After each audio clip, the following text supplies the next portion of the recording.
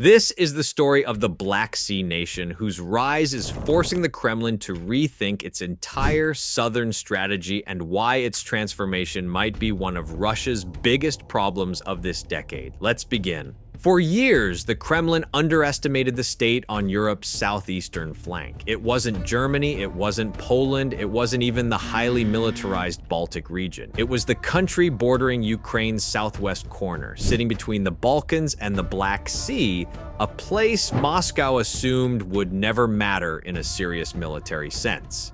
The assumption was simple. This state was too quiet, too politically modest, too economically constrained, and too busy managing internal reforms to pose any significant threat to Russia's regional ambitions. But verified reporting from NATO headquarters, the EU Institute for Security Studies, and multiple independent defense think tanks confirms that something has shifted dramatically since the start of Russia's full-scale invasion of Ukraine in 2022. This southeastern frontier has gone from a relatively modest force to one of the fastest modernizing militaries in the entire alliance. And this evolution is not about prestige acquisitions or symbolic upgrades. It is about geography, industry, strategy, intelligence cooperation, and timing all aligning at once. What once looked like a quiet corner of Europe is now becoming the hinge on which the entire Black Sea balance might turn. And for Russia, that is a nightmare scenario. To understand why, you need to look at the map, not the political one, the strategic one. The southern frontier of Europe is a chessboard made of rivers, coastlines, mountain passes, and narrow corridors that shape movement in wartime. And at the heart of this board sits a country that commands the western Black Sea, the mouths of the Danube River, and the approaches to Moldova, including its Russian-backed enclave of Transnistria. Every major analyst from the region makes the same point. Whoever controls these corridors controls the logistics lifeline into southeastern Europe. And right now, that lifeline is being fortified at a speed that caught Moscow completely off guard. The Black Sea coastline here does something unusual. It faces the Crimean Peninsula directly. From this shoreline, NATO radars can track Russian air and naval movements within minutes. And since 2023, according to official statements from NATO air policing units and independent defense observers on the ground, Russian drones launched at Ukrainian grain ports have crashed multiple times on this NATO member's territory. This was not hypothetical risk, it was physical intrusion, which means this nation suddenly found itself pulled onto the front line, regardless of its intentions. Grain ships under attack only a few kilometers across the water, explosions visible from allied towns, drone fragments landing in farmers' fields, all documented, all confirmed, all reminders that proximity becomes vulnerability in a heartbeat. When Moscow expanded its strikes along the Danube Delta directly across the water from Romania's border, the message was unmistakable. Pressure would not respect borders. But instead of backing down, this eastern frontier doubled down. More radars were deployed, more air defense systems were activated, more coordination began with NATO's integrated air and missile defense system. And most importantly, a complete restructuring of its armed forces accelerated as if someone had flipped a national-level switch. The Kremlin expected hesitation. What it got instead was acceleration. Before 2022, this nation's military was a patchwork of aging Soviet-era vehicles, outdated air defense systems, and a procurement budget struggling to keep pace with modernization. But the war in Ukraine changed everything. Defense spending surged well above 2% of GDP, as confirmed by Romania's Ministry of Defense and European budget monitors. Long-term procurement was locked in not for 1 or 2 years, but for an entire decade. Then came the big shockwaves. The Air Force secured a full fleet of F-16, including aircraft sold at symbolic cost from the Netherlands, according to statements shared by both defense ministries. The following year, Washington approved its request for F-35s, marking the country's entry into an elite group of European nations with fifth-generation stealth capability. Every analyst in the region agrees. Once you operate F-35s, you are no longer playing the same game as your neighbors. You are shaping the battlefield from beyond the horizon, and this was only the beginning. Land forces underwent an even more dramatic overhaul. Plans for M1A2 Abrams tanks were publicized. New infantry fighting vehicles and artillery systems were purchased under partnerships with South Korean defense powerhouses, a partnership described by European military observers as a quiet revolution in Balkan defense strategy. But perhaps the biggest surprise came from the coastline. Romania may not have a massive navy, but what it does have is priceless real estate. Coastal batteries armed with anti-ship missiles can deny access to entire sections of the Black Sea.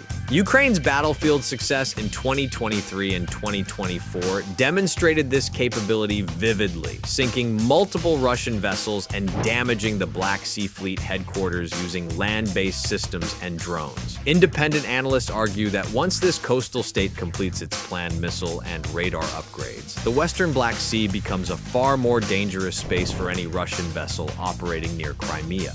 The Kremlin understands exactly what that means. A future where the Black Sea Fleet loses freedom of movement is a future where Russia's southern strategy collapses. For years, NATO's military footprint along its southeastern edge was limited. That changed overnight when Russian drones began drifting into Allied airspace and explosions struck meters from NATO soil along the Danube. The alliance responded decisively. One of the most important military sites in Europe is now rising on Romania's coastline, the expanded Mihail Kogolnicianu Air Base. According to the U.S. Department of Defense, this base is set to host up to 10,000 American personnel, becoming the largest U.S. military hub in Europe outside Germany. This is more than symbolic presence. It is strategic leverage. From this location, NATO can monitor every movement in the Western Black Sea. It can reinforce Bulgaria and the alliance's southern flank within minutes. It can support operations that deter Russian pressure on Moldova.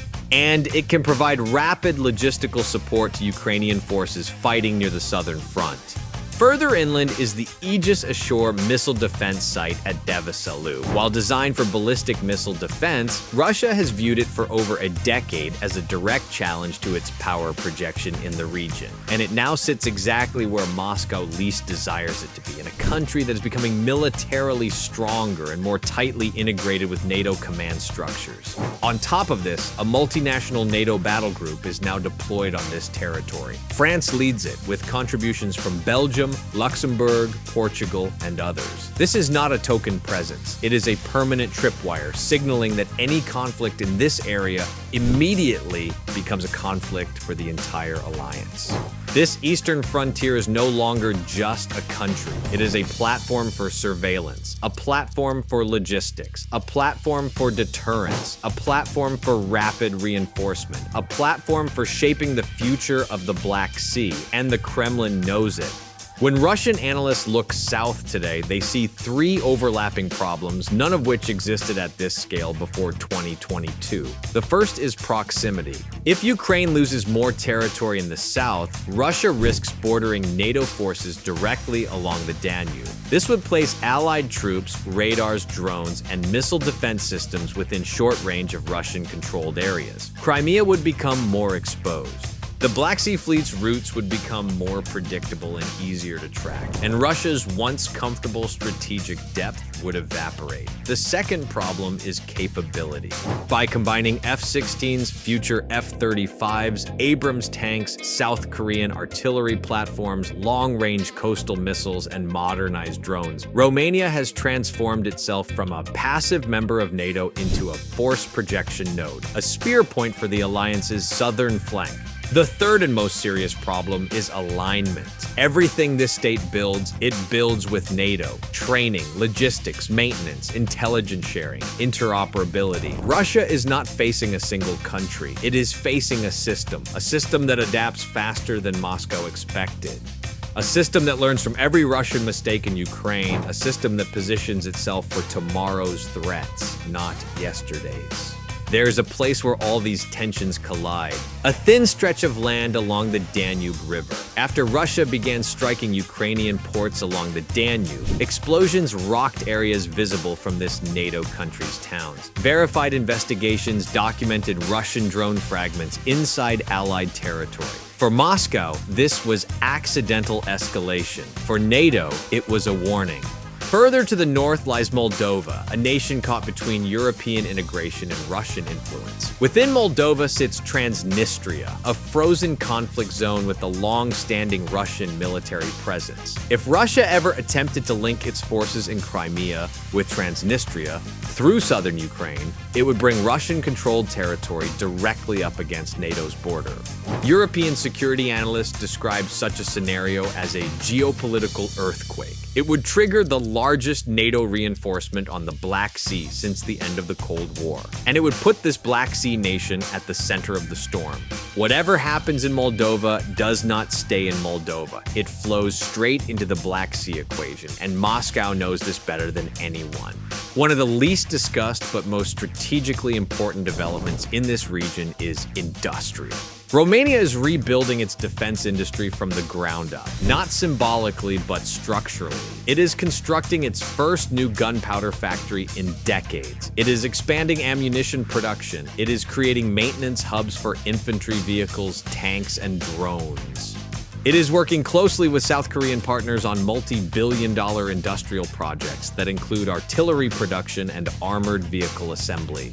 Government releases and independent assessments confirm that this is not a temporary surge in production. It is a long-term investment designed to ensure that this country can sustain military operations independently if the security situation in the region deteriorates further. Russia understands the implications. A nation with defense industry capacity is a nation that cannot be intimidated. There is another layer to this transformation that rarely gets attention: energy security and critical infrastructure. Romania sits atop the southern gas corridors that Europe increasingly depends on. It is also home to key NATO communication and transport routes connecting Central Europe to the Black Sea by rail and highway. These routes are being upgraded to support heavy military equipment movement, as confirmed by EU infrastructure programs linked to defense mobility. This means that in a crisis, heavy NATO reinforcements could flow through this territory far faster than through any Balkan alternative. And Russia, which has historically used energy pressure and logistics disruption as tools of influence, must now account for a state that is no longer vulnerable to the same leverage. Romania is not only strengthening its military, it is building resilience across energy, transport, and industry, creating a multi-layered shield that limits Russia's options. There is yet another dimension to this rise that is often overlooked: intelligence and cyber cooperation. Since the Ukraine war began, NATO has intensified its intelligence integration with southeastern Europe. Romania now participates in intelligence sharing networks that accelerate warnings about Russian drone activity, naval deployments, and cyber operations. Western intelligence services have quietly increased their footprint in the region, using this country as a listening post on Russian movements in Crimea, the Black Sea Fleet, and even southeastern Ukraine. Cyber defense units collaborate with NATO's Cooperative Cyber Defense Center of Excellence, strengthening resilience against Russian hybrid attacks. This creates a new problem for the Kremlin. It can no longer operate in the Black Sea with the same opacity. Every radar ping, every drone launch, every naval maneuver has a higher chance of being recorded, analyzed, and shared across the alliance. The Black Sea is no longer a dark zone for Moscow. It is a monitored theater. The rise of Romania does not mean war is inevitable. It does not mean Russia intends to attack, and it does not mean NATO seeks confrontation, but in geopolitics, momentum matters. The Kremlin now faces a NATO state on its southern flank that is modernizing rapidly, hosting more allied forces, fortifying its coastline, expanding its industrial base, and positioning itself at the exact geographic choke points Russia needs for influence in Moldova, Crimea, and the Western Black Sea. This is not a coincidence. This is a transformation, one Russia did not expect and one it cannot ignore. The question is simple. Why does the rise of Romania matter? Because the Black Sea is no longer a Russian lake. Because Moscow must now treat NATO's southeastern flank as a fortress, not a vulnerability. Because every ship that leaves Sevastopol, every aircraft that takes off from Crimea, every move in Transnistria is now watched, tracked, and counterbalanced from across the water. And because in a world reshaped by the war in Ukraine, quiet countries do not stay quiet for long. Some rise, Some transform, some become the hinge on which a region turns. And that is why this nation's military rise is a serious problem for Russia.